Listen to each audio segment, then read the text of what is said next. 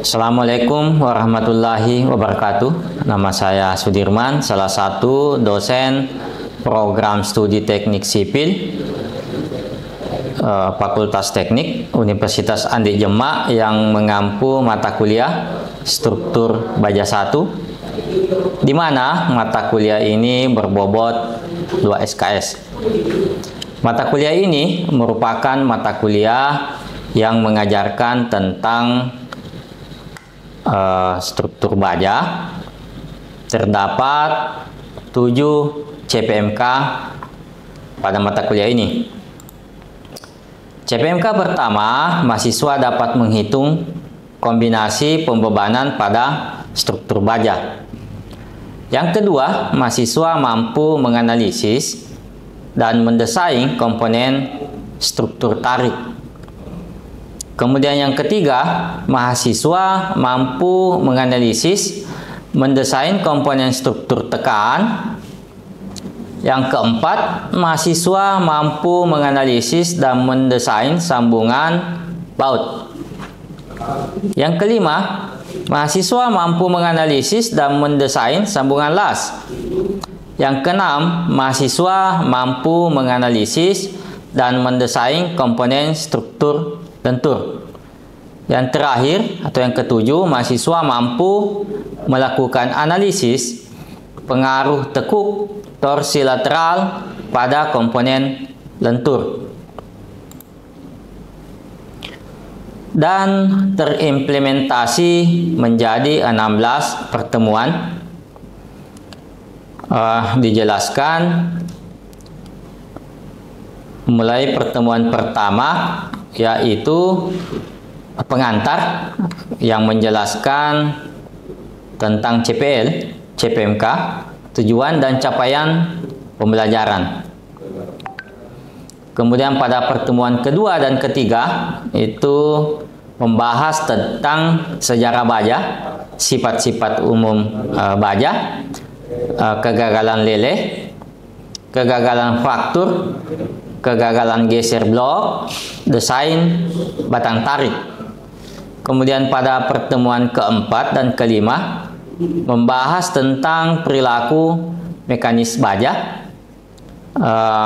pengantar LRFD untuk desain baja, perhitungan beban dan kombinasi beban, panjang tekuk, tekuk lokal, tekuk batang, desain batang tekan.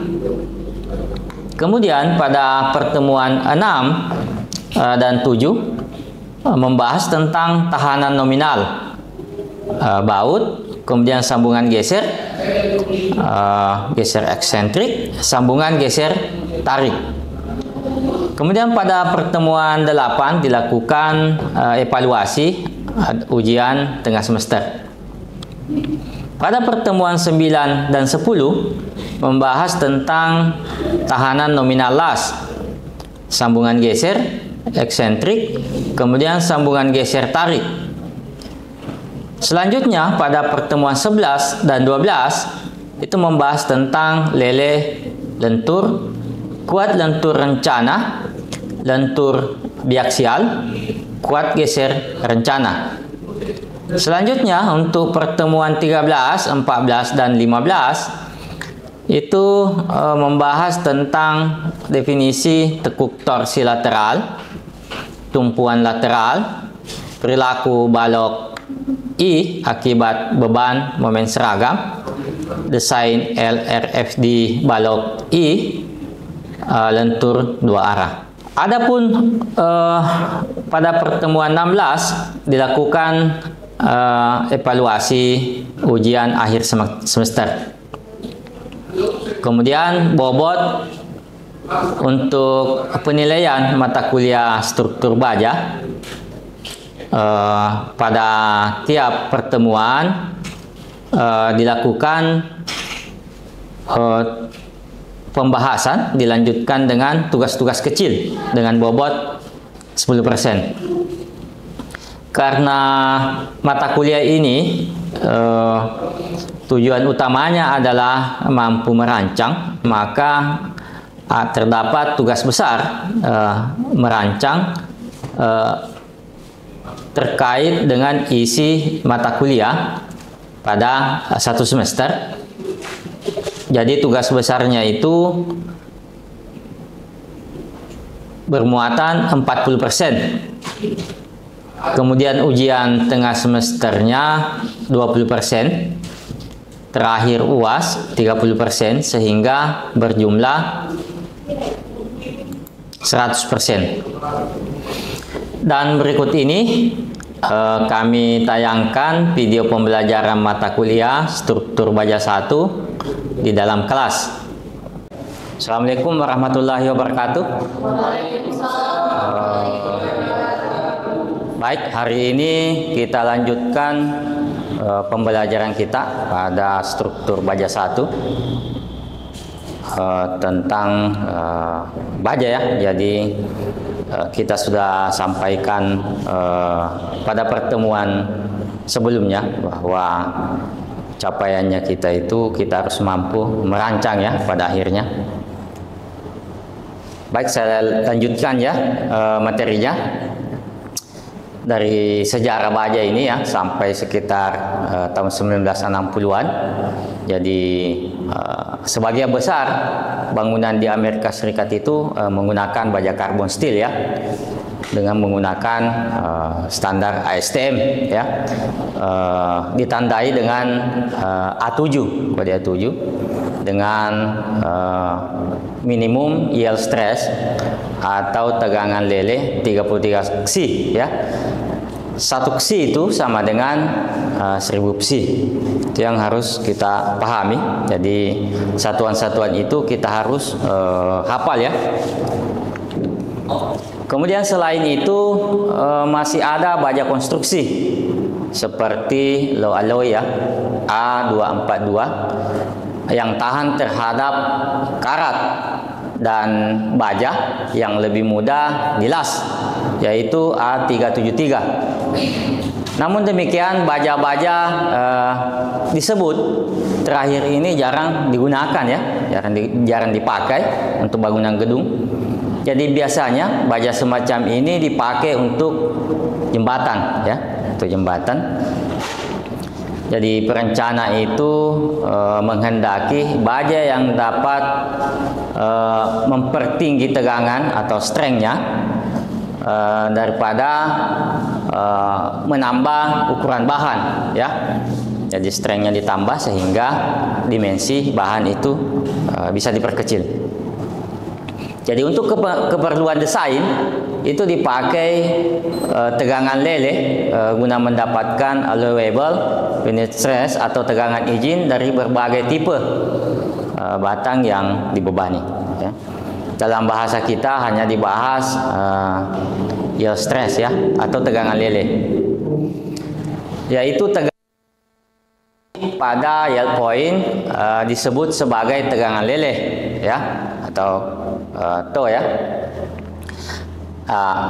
Ada juga yang menyebutnya sebagai yield strength ya, atau tegangan leleh. Yield stress atau yield strength apabila ditinjau hanya sampai pada batas keadaan elastis ya. Pada tahun 1971 itu sudah digunakan tegangan leleh 24 psi sampai 100 psi, jadi sudah meningkat. Nah, perlu kita ketahui bahan baja ini secara umum ya, elemen-elemen presentasi maksimumnya terdiri dari 1,7 karbon ya, kemudian 1,65 magnesi, kemudian 0,6 silikon dan 0,6% koper. Itu secara umum ya, kandungan maksimumnya. Jadi karbon dan magnesi adalah bahan pokok untuk meningkatkan tegangan atau strength dari baja murni. Baja dikategorikan berdasarkan material dari aigot iron ya, atau baja bongkah tanpa karbon sama sekali. Jadi sampai cast iron baja tuang yang mempunyai karbon sekurangnya 1,7% ya. Nah, baja ini dibagi atas 3 kategori ya, atas 3 kategori. Ada empat, maaf ya.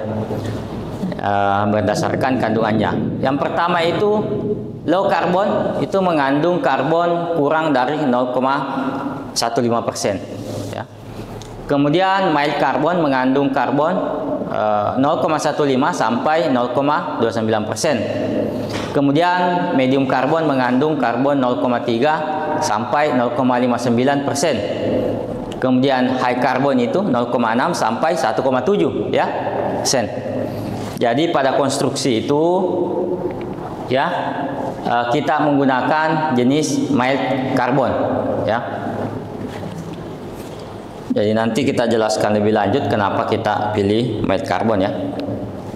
Nah, pengertian umum lebih lanjut bahwa baja ini adalah kesebersamaan atau homogenitasnya tinggi terdiri dari Fe atau besi ya dalam bentuk kristal dan C serta Si, Mn, Sp, tembaga dan nikel dan lainnya ya. Baja adalah seluruh macam besi yang dengan tidak dikerjakan terlebih dahulu atau belum ditempa ya. Kemudian baja juga didapat dalam alam, tidak dalam keadaan yang dapat dipakai ya. Jadi harus diolah dulu ya. Nah, dalam dapur dengan temperatur tinggi dibuat besi kasar ya. Kemudian ada beberapa ya cara pembersihan. Jadi dibersihkan ya. Ada proses Bessemer, ada proses Thomas, ada Martin. Kemudian dengan dapur elektronik ya. Kemudian cara lainnya ya. Banyak cara lainnya lagi. Sifat utama baja yang untuk dapat digunakan itu harus mampu atau memiliki keteguhan ya atau solidity, yaitu batas dari tegangan-tegangan dalam di mana perpatahan mulai berlangsung memiliki daya lawan ya terhadap tarik, tekanan dan lentur. Itu yang dimaksud dengan solidity ya. Kemudian ada elasticity ya atau elastisitas, yaitu kesanggupan dalam batas-batas pembebanan tertentu di mana sesudah pembebanan ditiadakan atau sudah tidak ada pembebanannya itu kembali pada bentuk semula ya, itu yang disebut elastis ya. Nah, biasa kita lihat karet itu elastis ya, bisa memanjang ya, baru kembali ke semula. Itu gambaran umumnya ya mengenai sifat elastis ini. Kemudian kekenyalan atau tenacity ya, yaitu kesanggupan untuk menerima perubahan-perubahan bentuk ya tanpa menerima kerugian ya atau cacat ya atau kerusakan yang terlihat dari luar dalam jangka pendek sebelum patah masih dapat berubah bentuknya ya. Itu tenacity. Kemudian kemungkinan ditempa ya, kemungkinan ditempa. Jadi baja itu harus bisa ditempa ya. Ditempa mau dibentuk seperti apa. Jadi prosesnya ditempa. Sifat dalam keadaan merah pijar ya, menjadi lembek ya dan plastis. Sehingga dapat dalam keadaan ini tanpa merugikan sifat-sifat keteguhannya dapat merubah bentuknya ya. Nah, seperti kita mau ubah jadi cangkul ya, itu ditempa ya. Jadi linggis ya, ditempa. Kemudian bahan lainnya ya. Kemudian sifat lainnya itu bisa dilas ya atau disambung atau weldability ya. Yaitu sifat dalam keadaan panas dapat digabungkan satu sama lain tanpa merugikan sifat-sifat keteguhannya. Kemudian keras ya, kekerasan atau strain hardening. Jadi kuat ya sehingga melawan terhadap masuknya benda lain ke dalamnya ya. Ya, atau tidak bisa dimasuki benda lain ya karena keras. Kemudian duktilitas ini kita bisa definisikan sebagai banyaknya permanen strain ya sampai batas patah. Kemudian ada cold work ya. Cold work itu proses pembebanan di luar elastis ring yang menyebabkan perubahan duktilitas jika digunakan dalam temperatur atmosfer ya. Nah, selanjutnya ada strength aging ya. Ini strength aging ini menghasilkan tambahan yield point ya atau titik leleh. Itu memperbaharui daerah plastis dengan stres yang konstan dan memberikan daerah strain hardening yang baru dengan stres atau tegangan yang menanjak. Jadi tetap naik. Nanti kita lihat di grafiknya ya. Grafik proses pengujian baja ya. Kita jelaskan lebih lanjut. Kemudian toughness dan resilience. Jadi toughness and resilience ini adalah ukuran dari kemampuan baja untuk memancarkan energi mekanik ya, atau menghisap energi mekanik. Jadi menyebarkan energi ya. Nah, fraktur. Fraktur ini adalah temperatur berkurang, maka yield stress atau tegangan leleh dan tensile strength ya dari baja konstruksi menjadi naik ya. Sebaliknya, duktilitas akan berkurang dengan berkurangnya temperatur. Jadi makin tinggi temperaturnya, makin naik ya duktilitasnya. Jadi fraktur dari hasil pengujian itu terdiri antara lain ada ductility fracture surface, white cell leaf ya, kemudian ada transition fracture surface, kemudian ada brittle ya, surface white cleft fracture. Nah, ada fatigue ya, fatigue ini terakhir sifat baja yang harus ada ya, fatigue atau lelah ya. Nah, jadi semua materi itu memiliki batas ya, batas fatigue atau lelah. Jadi banyaknya bagian-bagian konstruksi itu harus memikul beban berulang yang cepat. Bagian-bagian konstruksi dan sambungan dapat hancur akibat fatigue atau pertumbuhan crack ya yang stabil. Jadi meskipun tegangan maksimum yang terjadi masih lebih kecil dari tegangan leleh, jadi umumnya kehancuran fatigue atau fatigue failure ini itu bisa terjadi walaupun cyclic stress dalam bahan itu jauh lebih rendah daripada elastic limit ya.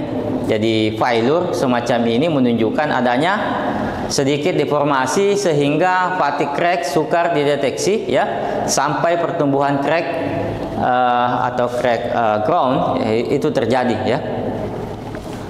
Baik, sampai di sini ada pertanyaan? Silakan.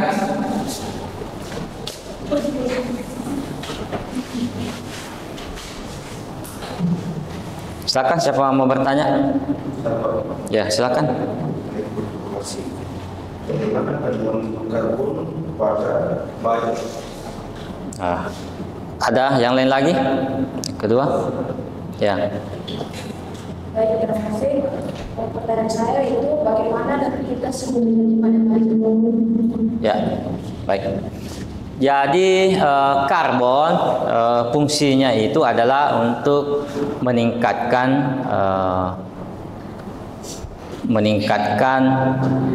baja ya, baja. Jadi mutu baja ini makin banyak karbonnya itu makin tinggi kekuatan bajanya ya.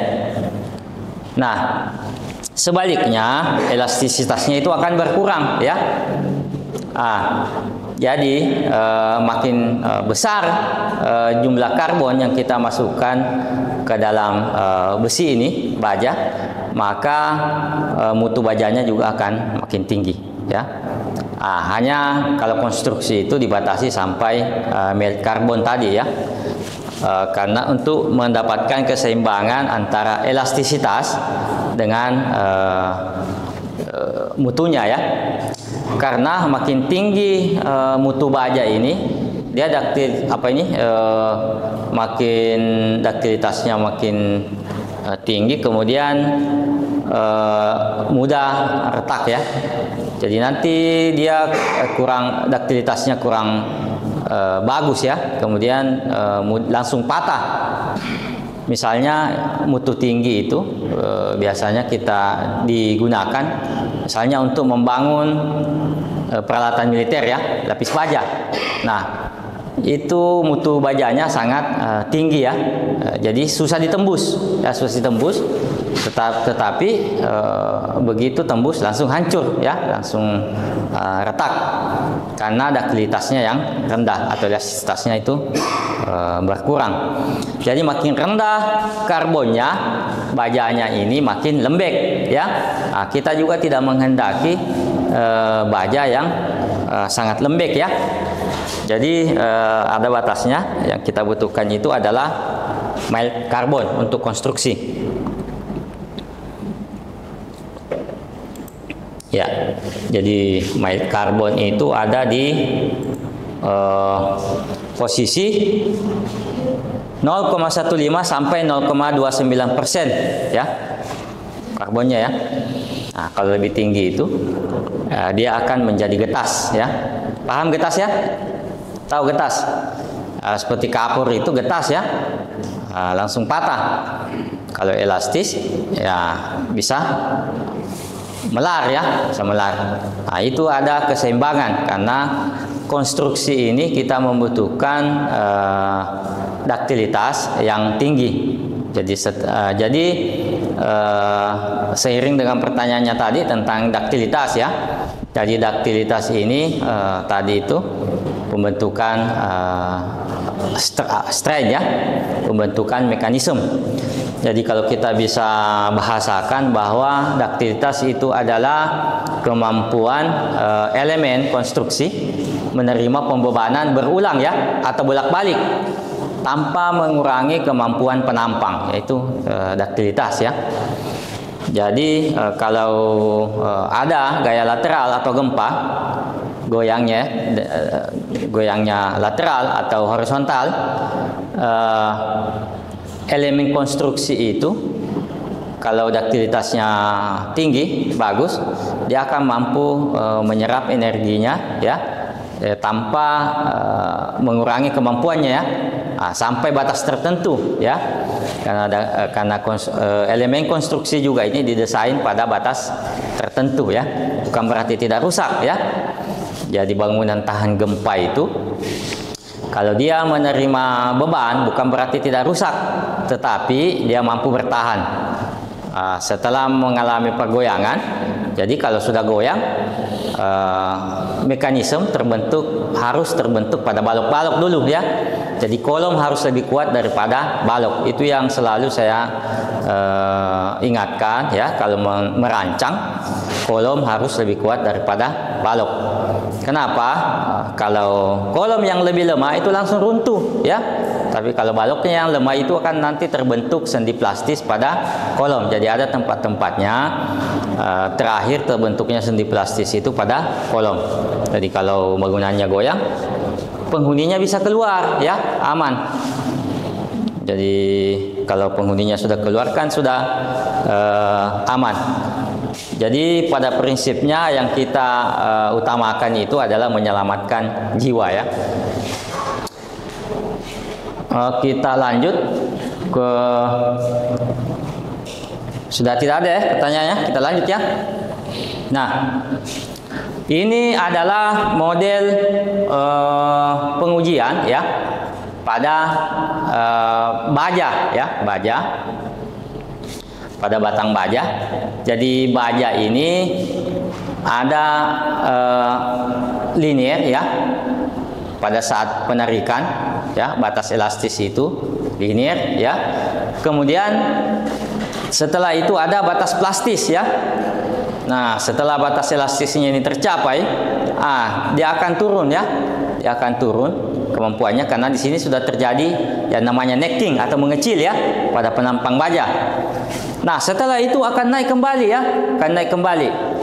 Akan naik kembali sampai batas plastis namanya ya, batas plastis, atau setelah itu langsung putus ya. Setelah itu putus. Jadi di sini ada arah regangan ya, regangan dan tegangan. Jadi regangan ini adalah pertambahan panjang ya, tambahan panjang berbanding dengan panjang mula-mula. Itu adalah regangan. Sedangkan tegangan atau sigma ini sama dengan P berbanding dengan F ya. P ini adalah gaya ya, gaya yang bekerja berbanding dengan luas penampang ya. Jadi elastisitas bisa didefinisikan sebagai perbandingan antara tegangan berbanding dengan regangan ya dalam satuan kilogram per sentimeter persegi ya. Barangkali cukup ya untuk pertemuan kita hari ini. Kita tutup dengan mengucapkan alhamdulillahirabbil alamin. Assalamualaikum warahmatullahi wabarakatuh.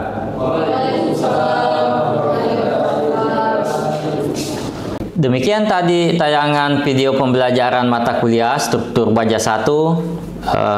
Saya berharap video ini dapat bermanfaat untuk kita semua. Terima kasih. Wassalamualaikum warahmatullahi wabarakatuh.